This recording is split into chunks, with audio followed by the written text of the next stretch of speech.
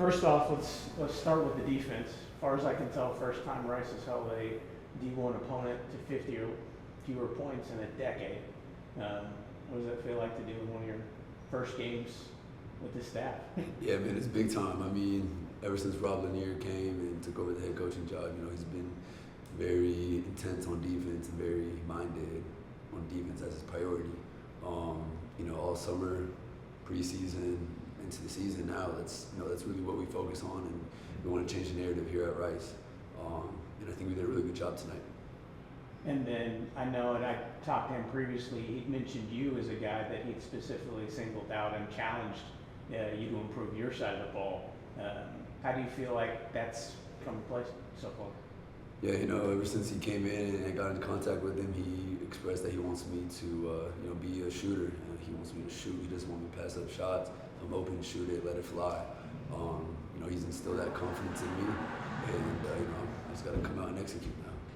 And then what did it feel like in moments here in Tudor, either those big alley-oops or those big moments where it kind of felt like y'all had gotten the momentum? Yeah, man, those are game-changing moments, you know what I mean? We get one of those, the crowd gets into it, we get into it, everything just goes up from there. And, we just got to continue on, limit our turnovers, and put ourselves in a good position. And then there was another moment when the shots weren't falling, it was a close game, and Jimmy had like a loose ball play that ends up throwing it off somebody that sets up one-year threes. How big are those moments where y'all aren't scoring to find moments like that? Yeah, when we're not scoring and we get a chance to score after a loose ball play like that is very important. Getting those second chance points, being able to capitalize on that. Those are just kinds of moments in the game where it can change the game's trajectory.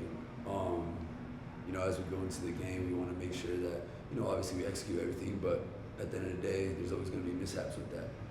Losing the ball, getting it back and making it three. So you always got to be prepared for that. And then if this is what a great defensive day looks like, how high can y'all climb when you marry it with an offensive day that y'all are capable of? Yeah, we got a high ceiling, as you can see.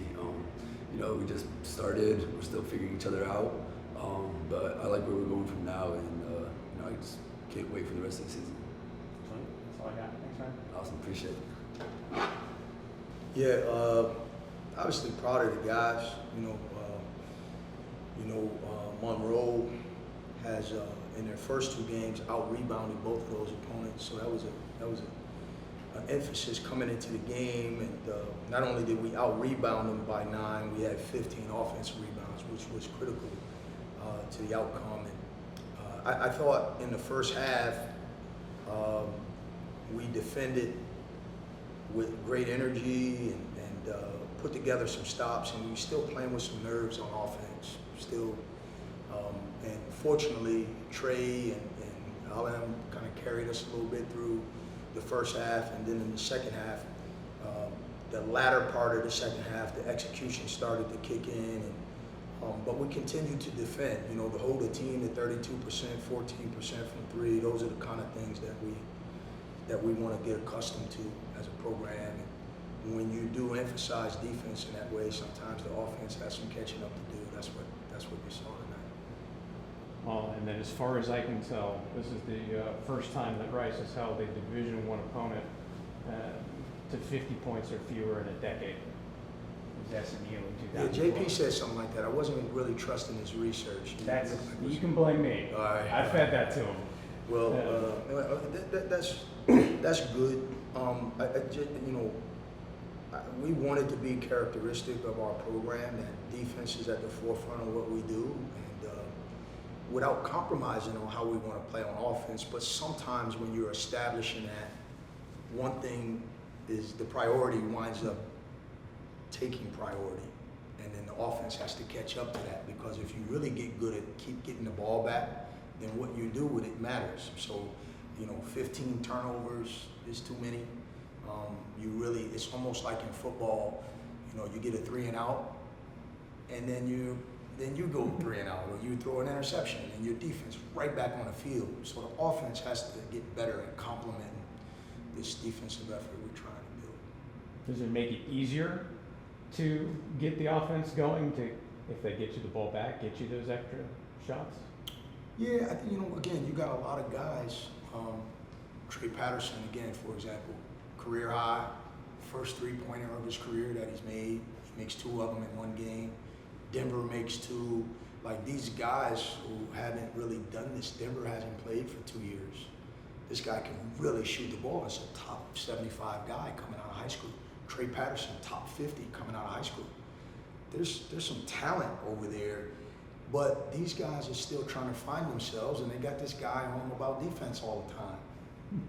Jacob Darr is 15 points a game in college last year, and this guy's asking him to play defense, and so he's trying to get his footing, but he's a really good offensive player.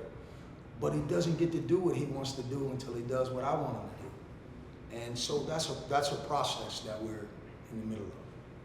And then you went through a couple guys. I want to ask you about Jimmy's play, a sequence where the shots weren't falling. He gets that loose ball deflection. Yeah.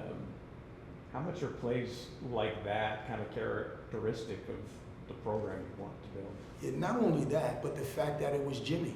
First game he plays 2 minutes. Could have sulked, pouted, but he came back, had 2 great practices going into the Florida State game, and I gave him a chance in a physical game, and he responded. So tonight he got another opportunity, and he impacted the game in a positive way. And our message to the team is, Emory played 26 minutes last game, didn't play well tonight, didn't take care of the basketball, only played 12 minutes. He's on the bench cheering as loud as anybody else in the game. And so different guys will get different opportunities. Caden Powell has a career high double-double in the first game, wasn't productive the next game, and someone else stepped into that a little bit today. So I think as a group, you're starting to see a group of guys that are really pulling for one another and just putting the team first. And we've got an acronym, INAM, it's pronounced ENAM, and it simply means it's not about me.